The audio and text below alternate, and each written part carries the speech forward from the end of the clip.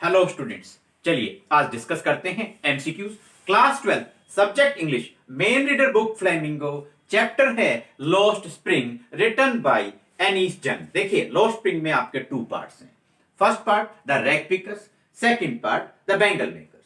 First part जो the rag pickers है उसमें सीमापुरी जो दिल्ली की आउटर पेरिफेरी पर सिचुएटेड है वो एक स्लम एरिया है और वहां पर बांग्लादेश ढाका से आए हुए अप्रोक्सीमेटली 10,000 रैग पिकर्स फैमिलीज है जिन्होंने यहां आने के बाद में कूड़ा बीनने का काम शुरू किया था। वो बांग्लादेश ढाका से आए थे, 1971 में आए थे। 10,000 रैग पिकर्स की ये फैमिलीज हैं टोटल वहां पर, जो अकॉर्डिंग टू टेक्स्ट हम आपको बतला रहे हैं। उनका बांग्लादेश ढाका छोड़कर आने का मेन रीजन था, मेन मुख्य कारण था, वो ये था कि their homes and fields were destroyed by storms. तूफान ने उनके घर और खेतों को बर्बाद कर दिया था। सो टू अर्न देयर लाइवलीहुड, अपनी आजीविका कमाने के लिए वो यहां सीमापुरी दिल्ली में आए थे और यहां आकर जो उन्होंने घर बनाए वहां पर ड्रेनेज की कोई फैसिलिटी नहीं है और साफ सफाई की कोई फैसिलिटीज वहां नहीं है। इसी के साथ में उनके जो हाउसेज हैं, houses are made of mud and with roofs of tin and tarpaulin. Tin और टारपोलिन की जो छतें हैं, मड के कच्चे आप कहें, उनके घर हैं। मेन कैरेक्टर इस स्टोरी के अंदर जो है, देखिए एनीस जंग है, उन्होंने इस स्टोरी को नरेट किया है। नरेटर भी एनीस जंग है, राइटर भी एनीस जंग है। उनकी मुलाकात एक लड़के से होती है, मेन कैरेक्टर इस स्टोरी के अंदर है और उस लड़के का नाम है साहिब। फुल नेम है साहिब आलम, जिसका मतलब होता है लॉर्ड ऑफ द यूनिवर्स। यहां पर आयरनी होती है, एक व्यंग्य है कि साहिब जो है, साहिब आलम जो लड़का है, he was involved in the profession of rag picking. He was doing the work of rag picking, the task of rag picking. कूड़ा बीनने का ये काम लड़का कर रहा था और उसका नाम था Sahib Alam, lord of the universe. उसको अपने नाम का सही मतलब, सही मीनिंग भी नहीं पता था। तो यहां आयरनी होती है, व्यंग्य होती है। एक लड़का कूड़ा बीनने का काम कर रहा है और उसका जो नाम है, वो उसके नाम का जो अर्थ है वो है लॉर्ड ऑफ द यूनिवर्स, पूरे ब्रह्मांड का स्वामी। तो यहां जो हमारी ऑथरेस हैं एनीस जंग, वो उस लड़के से बात करती हैं और कहती हैं कि why don't you go to school, तुम स्कूल क्यों नहीं जाते हो। लड़का जवाब देता है that there is not any type of school or there is not any school in my neighborhood, so I am unable to go to school. मैं स्कूल इसलिए नहीं जाता कि मेरे नेबरहुड में, मेरे पड़ोस में कोई भी स्कूल नहीं है। ऑथरेस कहती हैं if I open a school will you come to my school, अगर मैं एक स्कूल खोल दूं क्या तुम मेरे स्कूल पढ़ने आओगे। तो आफ्टर सम डेज जो हमारी ऑथरेस हैं, she felt very sorry when Sahib asked her. एक दिन साहिब ने ऑथरेस से, लेखिका से पूछ लिया, I want to go to school. Is your school ready? मैं स्कूल जाना चाहता हूं, क्या आपका स्कूल बनकर तैयार हो गया है। तो लेखिका को बड़ी शर्मिंदगी महसूस हुई। वो सॉरी फील करती हैं कि मैंने बेवजह इस बच्चे को ये सपने क्यों दिखाए। स्टार्टिंग में जो साहिब है वो गार्बेज में से आप कहें रैग पिकिंग का काम करता है, कूड़ा बीनने का काम करता है, लेकिन बाद में स्टोरी की एंडिंग की तरफ जब हम जाते हैं तो वो एक टी स्टॉल पर जॉब करने लग जाता है। उसको डेली ऑल डे मील्स और 800 रुपीज पर डे मिलते हैं। याद रखना 800 रुपीज, 800 रुपए एक दिन के मिलते हैं और पूरे दिन का खाना उसे खाने के लिए मिलता है। But now he was no longer his own master. पहले तो वो खुद का मालिक था, लेकिन अब वो अपना मालिक नहीं रह गया था। His liberty, his freedom was taken away. अब उसकी जो आजादी है वो छिन गई थी। तो देखिए अभी इसी तरीके से और भी क्वेश्चंस आपके आते हैं। जो ये फैमिली थी बांग्लादेश ढाका से आई थी, ये 1971 में आई थी। 1971 में ये फैमिलीज आए थे, जिनमें साहिब की फैमिली भी एक थी। अब देखिए क्वेश्चन नंबर 1 आपका आता है, who is the author of the chapter lost spring. Lost spring जो आपका चैप्टर है, लेसन है, इसके ऑथर कौन है? ऑथरेस है एनीस जंग, ANEES, एनीस, JUNG, जंग, एनीस जंग। चॉइसेस थी एनीस जंग, Robert James, both hand be done. Choices कुछ भी हो सकती हैं, डिफर कर सकती हैं, वेरी कर सकती हैं। करेक्ट आंसर पे आपको ध्यान रखना है लॉस्ट स्प्रिंग, ऑथरेस है Anees Jung. Question number 2, what do rag pickers search the garbage dumps for every morning. हर एक सुबह रैग पिकर्स हैं, कूड़ा बीनने वाले लड़के, ये गार्बेज डंप्स, कूड़े के ढेर में क्या ढूंढते हैं? तो A gold, B clothes, C shoes, D cricket. देखिए यहां पर आपका करेक्ट आंसर होगा गोल्ड। गार्बेज डंप्स में से ये कूड़ा बीनने वाले लड़के हैं, कई बार इनको कॉइन्स मिल जाते हैं, कई बार ये शाइनिंग कॉइन्स, चमकते हुए सिक्के या पैसे हैं। This is just like gold for them, यही उनके लिए सोने के समान है, क्योंकि ये जो इन्हें कीमती सामान या चीजें मिलती हैं उनको वो बेचते हैं और इन्हीं से इनकी लाइवलीहुड, आजीविका अपनी वो कमाते हैं। तो what do rag picker search the garbage dumps for every morning. हर एक सुबह गार्बेज डंप्स, कूड़े के ढेर में से ये रैग पिकर्स क्या ढूंढते हैं? गोल्ड ढूंढते हैं। चॉइसेस थी gold, cloth, shoes, cricket balls. आपका आंसर होगा गोल्ड। लेकिन गोल्ड का मतलब यह है कि जो उन्हें वहां कूड़े के ढेर में से जो भी आइटम्स मिलते हैं, जिनको वो बेच सकते हैं, सेल कर सकते हैं, उन आइटम्स को यहां पर गोल्ड कहा गया है। Question number 3, by what were sahibs home and green fields destroyed. किस वजह से साहिब के घर और खेत बर्बाद हो गए थे? ए स्टॉर्म्स, बी वाटर, सी एनिमीज, डी अर्थक्वेक्स। आपका आंसर होगा स्टॉर्म्स, तूफान की वजह से साहिब के जो घर हैं वो बर्बाद हो गए थे, खेत बर्बाद हो गए थे, तबाह हो गए थे। What is the meaning of Sahib आलम? साहिब आलम जो वर्ड है, इसका क्या मतलब है? A lord of the universe, be lord of the state, see lord of the land, or the all of the above। तो लर्न करना, Saheb Alam lord of the universe. Who does Saheb roam with? Roam with means to wander, घूमना। साहिब किसके साथ घूमता है? A his parents, B his friends, C his mother, D his classmates। आपका answer होगा his friends, अपने दोस्तों के साथ वो घूमता है। Did Sahib know the meaning of his name? क्या साहिब को अपने नाम का सही अर्थ पता था? A yes, B no, C maybe, D all of the above। आपका आंसर होगा no, he didn't know the meaning of his name। उसे अपने नाम का सही अर्थ नहीं पता था। When did Sahib leave his native place? Sahib अपना जन्म स्थान, जहां वो पैदा हुआ था, बांग्लादेश ढाका में, तो अपना जन्म स्थान उसने कब, कौन से ईयर में छोड़ा? उसकी फैमिली ने कब छोड़ा ये Bangladesh Dhaka?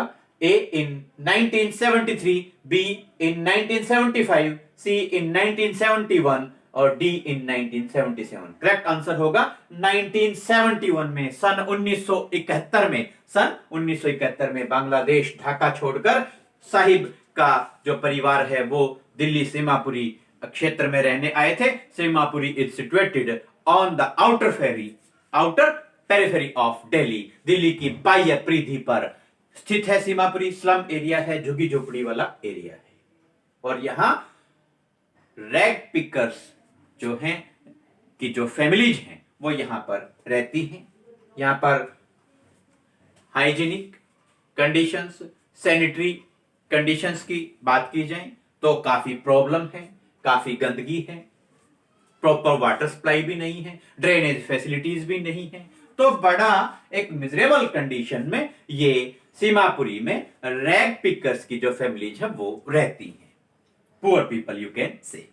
Question number 8, what is most important for the survival of migrants. ये माइग्रेंट्स आए थे वहां बांग्लादेश ढाका से हमारे देश में आए थे। रैग पिकर्स हैं, रैग पिकर्स की जो फैमिलीज हैं, इनके लिए सबसे इंपॉर्टेंट क्या है? ए हाउसेस, बी क्लोथ, सी आइडेंटिटी, डी फूड। आपका आंसर होगा डी फूड। कैसे फूड? देखिए जरूरी तो रेशन कार्ड भी होता है, जरूरी तो वाटर कार्ड भी होता है, जरूरी तो आई कार्ड भी होता है, आइडेंटिटी कार्ड भी होता है, सारी चीजें जरूरी होती हैं। बट फॉर देम ये बात है that they were not having any type of permit. यहां रहने का उनके पास कोई परमिट नहीं था। They were not having any type of identity cards, but they were having names in the voter list. They were having their names in the voter list. Their names were included in the voter list. उनके नाम voter list में शामिल हो गए. मतलब आप कह सकते हैं एक तरीके की politics. And on the base of that voter list their names were mentioned in their ration cards, or you can say on the basis of the voter list के बेस पर उनके राशन कार्ड जो है वो बन गए. Ration card बन गए तो they were able to get food from ration booths. Ration के जो बूथ हैं वहां से वो अपना खाना ले सकते थे. तो उनके सर्वाइवल के लिए, जीवित रहने के लिए मोस्ट इंपॉर्टेंट यहां क्या हुआ? आइडेंटिटी कार्ड नहीं हुआ, परमिट्स नहीं हुए. उनके लिए मोस्ट इंपॉर्टेंट हो गया फूड. क्योंकि अगर फूड उनके लिए इंपॉर्टेंट ना होता, आई कार्ड इंपॉर्टेंट होते, सीधी सी बात, सबसे पहले तो आप खाना तलाश करेंगे जीवित रहने के लिए. आप ये थोड़ी कहेंगे कि मेरा आई कार्ड बना दिया जाए. तो महत्व किस चीज का हुआ? इंपॉर्टेंस, सबसे ज्यादा इंपॉर्टेंस सर्वाइवल के लिए, जिंदा रहने के लिए जिस चीज की हुई वो है फूड. आपका करेक्ट आंसर होगा most important for the survival of migrants is food. Question number 9. What is the meaning of the word स्क्वैटर्स?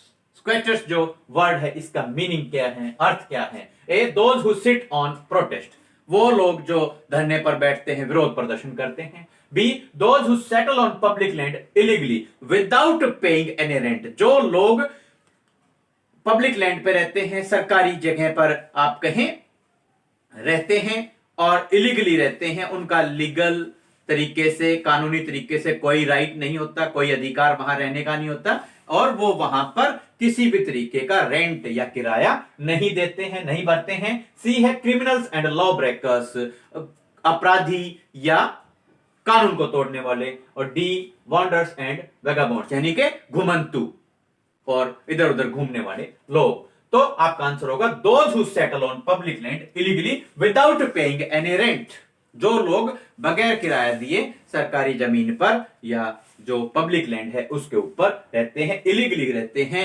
और उनको, उनके पास कोई वहां रहने का लीगल राइट नहीं होता. Next question. What does survival in Seemapuri mean? Survival in Seemapuri mean, survival यानी कि जीवित रहना. जीवित रहने के सीमापुरी में क्या मायने हैं, क्या अर्थ हैं? A, rag picking. B, fighting for bread. C, searching for gold. D, remaining bare food. D, remaining bare food. What does survival in Seemapuri mean? आपका आंसर होगा rag picking. What does survival in Seemapuri mean? Seemapuri में जो रहने का, जीवित रहने का एक ही जरिया है और वो है रैग पिकिंग. देखिए और चॉइसेस भी काफी क्लोज महसूस हमें होती है. फाइटिंग फॉर ब्रेड के लिए, रोटी के लिए लड़ रहे हैं, तभी तो वो रैग पिकिंग कर रहे हैं. सर्चिंग फॉर गोल्ड, जो वो रैग पिकिंग करते हैं वो उसको सर्चिंग फॉर गोल्ड के इक्विवेलेंट भी माना जाता है. लेकिन यहां जो हमारी रिमेनिंग बेयरफुट, उनका ट्रेडिशन है, उनकी अपनी जो पॉवर्टी है, गरीबी है, पॉवर्टी से, गरीबी से कोरिलेट करके दे रिमेन बेयरफुट, नंगे पैर रहते हैं, ये उनके ट्रेडिशन में है. बट यहां what does survival in Seemapuri mean? Seemapuri में जीवित रहने का क्या अर्थ है? सीमापुरी में सीधी सी बात है, जीवित रहना तो रैग पिकिंग करनी पड़ेगी. कूड़ा बीनने का जो काम है वो मुख्य काम किया जाता है. तो survival in Seemapuri mean rag picking, means rag picking. For the migrants, garbages, जो माइग्रेंट्स हैं, जो रैग पिकर्स हैं, जो बांग्लादेश ढाका से आए हैं, उनके लिए गार्बेज का क्या मतलब है? A, their daily bread. B, gold. C, a roof on their head. D, all of the above. आपका आंसर होगा ऑल ऑफ द अबव, क्योंकि गार्बेज में से ही उनको डेली ब्रेड मिलती है. जो भी उसमें से कूड़ा बीनने के बाद ऐसा सामान होता है जिसको बेचकर आजीविका कमाते हैं, लाइवलीहुड अर्न करते हैं, तो उससे अपनी वो ब्रेड परचेज करते हैं. वो जो आइटम्स उन्हें मिलते हैं, they are equivalent to gold. They are equivalent to gold, सोने के समान है वो चीजें, उनके लिए इतनी कीमती, उनके लिए वो चीजें हैं जो कूड़े के ढेर में से वो बीनते हैं। और जब उन चीजों को बेचते हैं तो उन्हें ब्रेड भी मिलती, खाना भी मिलता है, और रूफ ऑन देयर हेड, उनके सिर पे जो छत है वो भी इसी कूड़ा बीनने की वजह से है। तो ये सारे के सारे काम होते हैं, ऑल ऑफ द वो, देयर डेली ब्रेड भी है, गोल्ड भी है, रूफ ऑन देयर हेड भी है, ऑल ऑफ द वो, ये आपका आंसर होगा। Who sometimes finds a rupee even a 10 rupee note, किसको कभी कभार 1 रुपए का सिक्का या 10 रुपए का नोट मिल जाता है? A the story teller, B the writer, C Saheb, D Saheb's parents. आपका आंसर होगा किसको मिल जाते हैं? साहिब को कई बार 1 रुपए या आप कहें 10 रुपी नोट मिल जाता है। The word garbage means, garbage शब्द का क्या अर्थ है इंग्लिश में? A rare material, B rubbish, C expensive material, D none. आपका आंसर होगा गार्बेज मीन्स रबिश, कूड़े का ढेर। What does a heap of garbage stand for the children's parents? देखिए, जो ये रैग पिकर्स फैमिलीज हैं, इनमें जो बच्चे हैं, इनके जो पेरेंट्स हैं, उनके लिए रैग पिकिंग का क्या मतलब है?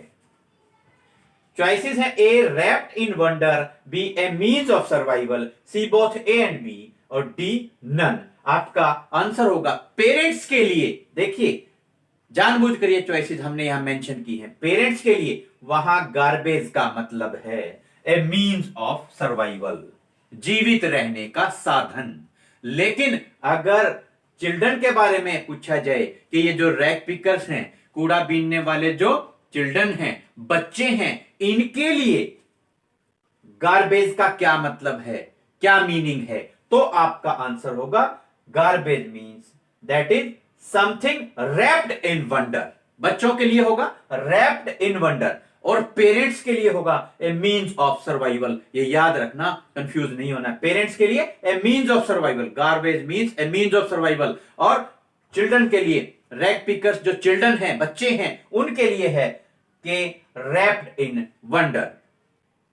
बच्चे कोई कूड़े के ढेर में से कुछ भी ढूंढ रहे हैं, उन्हें कुछ अचानक से 1 रुपी कॉइन और 10 रुपी नोट मिल जाता है, उनके लिए अचंभे के समान है, बड़ा सरप्राइजिंग उन्हें लगता है। तो रैप्ड इन वंडर बच्चों के लिए, और मीन्स ऑफ सर्वाइवल पेरेंट्स के लिए है। Garbage. Who does Saheb get milk for? Last में आता है कि साहिब जब टी शॉप पे काम करने लग जाता है तो वो मिल्क किसके लिए खरीदता है? A for himself, B for himself, B for his family, आप कह सकते हैं, C for the tea shop owner, आप कहें for the tea shop owner, D none. आपका आंसर होगा C. Who does Saheb get milk for the tea shop owner? चाय की दुकान के मालिक के लिए साहिब मिल्क खरीदता है। स्टूडेंट्स, जैसा कि हम बतला चुके हैं, word meanings, difficult word meanings हम यहां डिस्कस नहीं कर रहे हैं। आपकी पूरी फ्लेमिंगो बुक जो है, मेन रीडर बुक है, उसके सभी चैप्टर्स के डिफिकल्ट वर्ड मीनिंग्स की एक सेपरेट वीडियो आपके अपने channel just fun with English with Ashok Kumar and Sujata पर अपलोड कर दी जाएगी, जब हम पूरी बुक के एमसीक्यूज सभी चैप्टर्स के डिस्कस कर चुके होंगे तब। और एक बात और बतला दें, जैसा कि हमने स्टार्टिंग में कहा था, लोस्ट स्प्रिंग के हैं 2 पार्ट्स। फर्स्ट पार्ट हमने यहां एमसीक्यूज के साथ डिस्कस कर दिया है, the rag pickers. Second part है the bangle makers, related to the city of Firozabad, Uttar Pradesh. Bangle makers की फैमिली से रिलेटेड है, वहां मेन कैरेक्टर है मुकेश। ये जो सेकंड पार्ट है, ये नेक्स्ट वीडियो में हम डिस्कस करेंगे। Keep watching, thanks, have a nice day.